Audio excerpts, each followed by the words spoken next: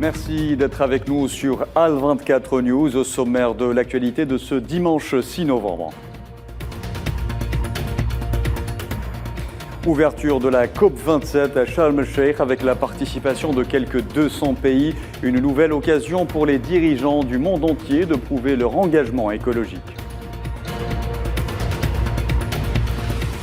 L'escalade en Palestine occupée ne faiblit pas. Un Palestinien âgé de 18 ans vient d'ajouter son nom à la longue liste des victimes de l'occupation sioniste. 15 morts entre civils et militaires et plusieurs blessés en Somalie. C'est le bilan d'une nouvelle attaque kamikaze des terroristes Shebab contre un centre d'entraînement militaire à l'ouest de Mogadiscio. Et puis les Britanniques en colère contre la cherté de la vie. Des milliers de personnes manifestent à Londres, craignant de fortes hausses d'impôts.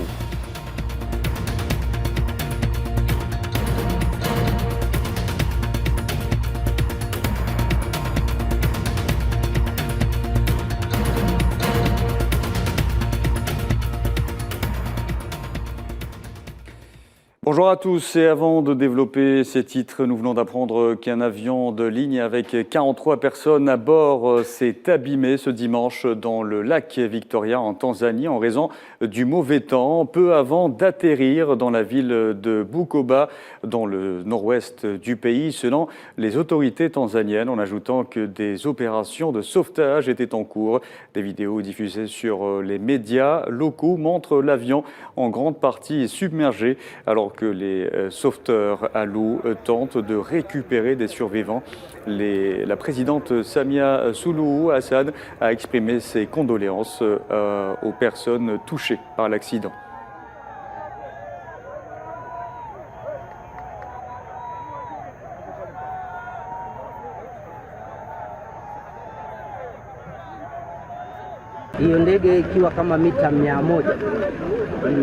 Lorsque l'avion était à environ 100 mètres, soit 328 pieds en l'air, il a rencontré des problèmes dus essentiellement au mauvais temps. Il pleuvait et l'avion a plongé dans l'eau. Tout est sous contrôle. Le chef des missions de sauvetage de l'armée et les pompiers de la promesse de Kagera sont sur les lieux. Ils sont entièrement équipés pour faire face au sauvetage et à la sécurité. Des efforts de sauvetage sont actuellement en cours afin de récupérer l'avion. Voilà, donc la catastrophe a été évitée de justesse. Sauver la terre ou du moins stopper l'hémorragie. Quelques 200 pays se retrouvent à partir de ce dimanche à Sharm el-Sheikh en Égypte pour tenter de donner un nouveau souffle à la lutte contre le réchauffement climatique et ses impacts à la veille de ce rendez-vous mondial. Le secrétaire général de l'ONU, Antonio Guterres, a donné le ton. Le combat pour le climat est une question de vie ou de mort.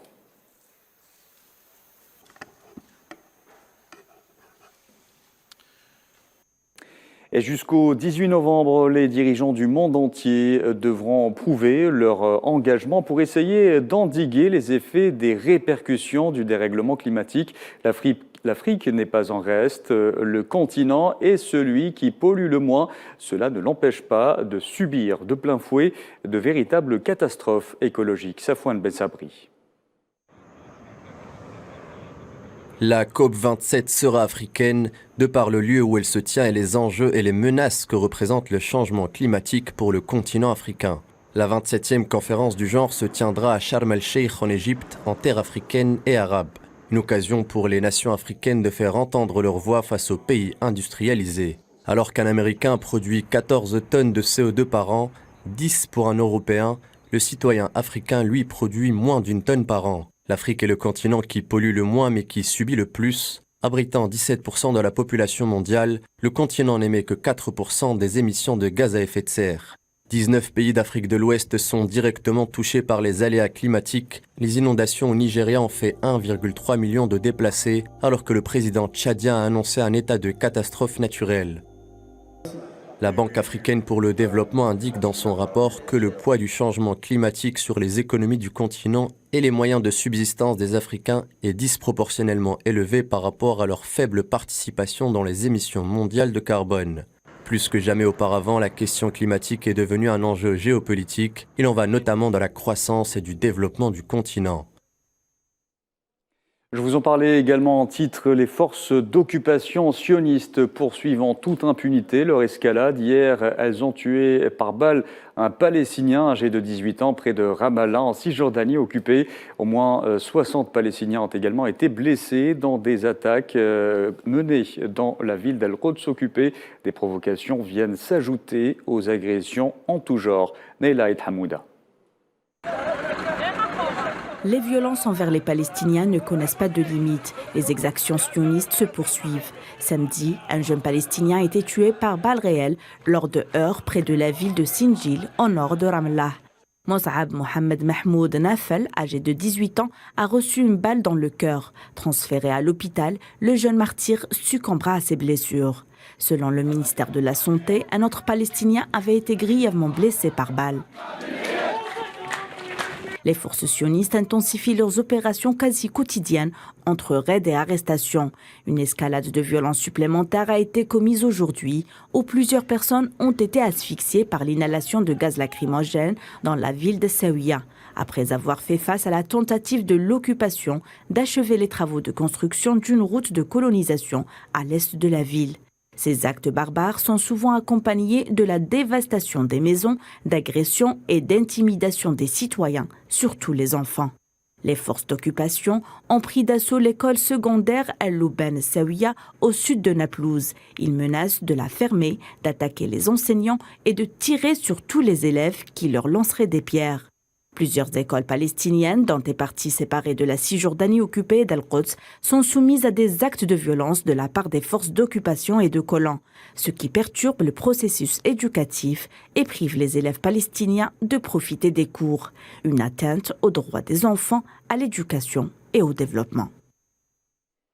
Je vous en parlais également en titre en Somalie. Au moins 15 personnes, dont des militaires et des civils, ont été tuées et plusieurs autres blessées hier lorsqu'un kamikaze portant une ceinture explosive s'est fait exploser à l'entrée d'un centre d'entraînement militaire à l'ouest de la capitale Mogadiscio. L'attentat suicide a eu lieu à un moment où les forces gouvernementales, en coopération avec des milices tribales, poursuivent des opérations militaires contre des terroristes Shebab.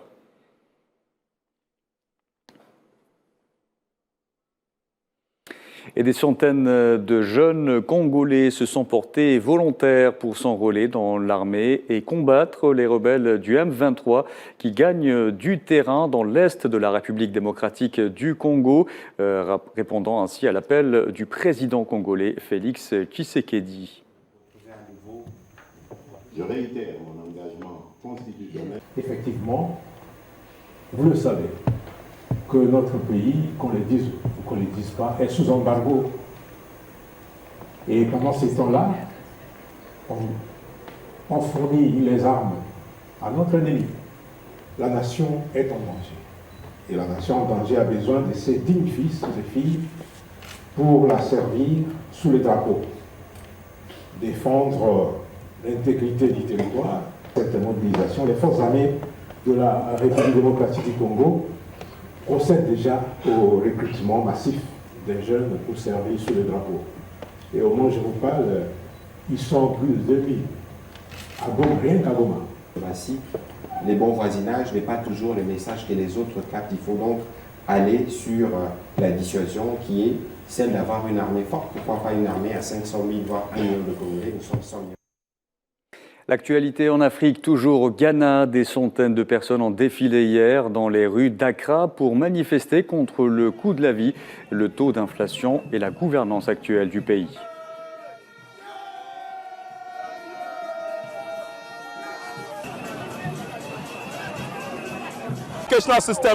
Notre système d'éducation s'est effondré, notre économie est dans un gouffre. Il est impossible d'acheter un gallon d'essence. On ne peut pas acheter un sac de maïs dont 3 repas complets. C'est un problème maintenant. C'est la loi du plus fort qui prime. Et ce n'est pas pour cela que nous avons voté pour lui. Nous l'avons choisi parce qu'il prétendait avoir trouvé le génie de l'économie, à savoir le docteur Mahamoudou Baoumia. Aujourd'hui, le dollar a écrasé le cédis. Les temps sont vraiment durs. Allez, on change de cap aux États-Unis. À 3 jours d'élections décisives, le président américain Joe Biden et son prédécesseur démocrate Barack Obama ont exhorté à voter pour protéger la démocratie. C'était lors d'une journée marathon de meetings concurrents en Pennsylvanie, état crucial pour les législatives de mi-mandat du 8 novembre. La démocratie est littéralement sur le bulletin de vote. C'est un moment décisif pour la nation et nous devons tous parler d'une seule voix indépendamment de notre parti. Et pendant ce temps, et à l'unisson avec leur président, plusieurs milliers de partisans de Donald Trump se sont rassemblés en Pennsylvanie pour soutenir une immense vague rouge républicaine aux élections américaines de mi-mandat.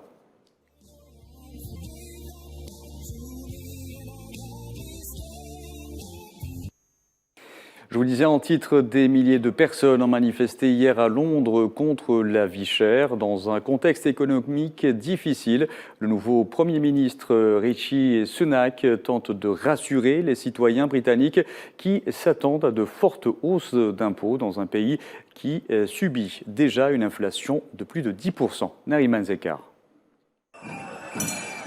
Une vague de manifestants envahit Londres. Des milliers de personnes ont manifesté dans les rues de la capitale britannique avec pour slogan « Britain is broken ».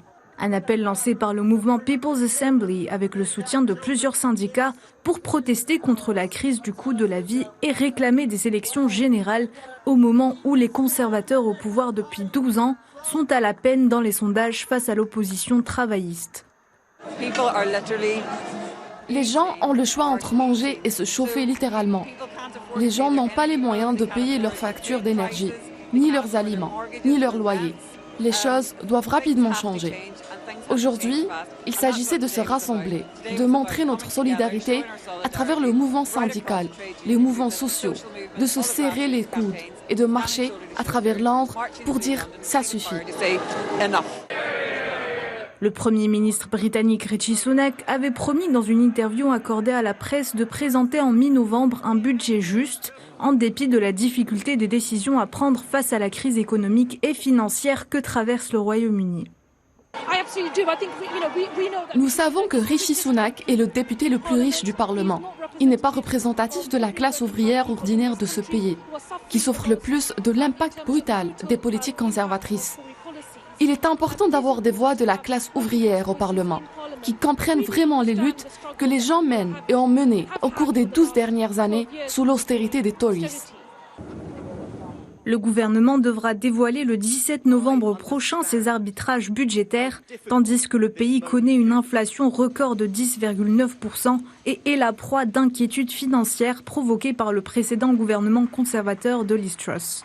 Les Britanniques subissent de plein fouet les hausses de prix, mais aussi celles des taux d'intérêt qui renchérissent le coût des emprunts immobiliers. De nombreux autres mouvements de grève ont eu lieu ces derniers mois pour réclamer des augmentations de salaire. Dans l'actualité également, le chancelier allemand Olaf Scholz a défendu hier son voyage controversé en Chine comme valant la peine en raison du message d'opposition délivré par les deux pays à l'égard de l'utilisation de l'arme nucléaire en Ukraine. C'était lors d'une réunion des sociodémocrates allemands à Berlin au lendemain de sa visite de 12 heures à Pékin. Einen schönen guten Tag. Ich freue mich, dass wir hier zusammen sind. Veränderung, weil es ist nicht erlaubt. Il n'est pas permis, il est injustifiable d'utiliser des armes nucléaires dans ce conflit. Nous appelons la Russie, je le dis clairement, à ne pas le faire. Ce serait une ligne à ne pas franchir.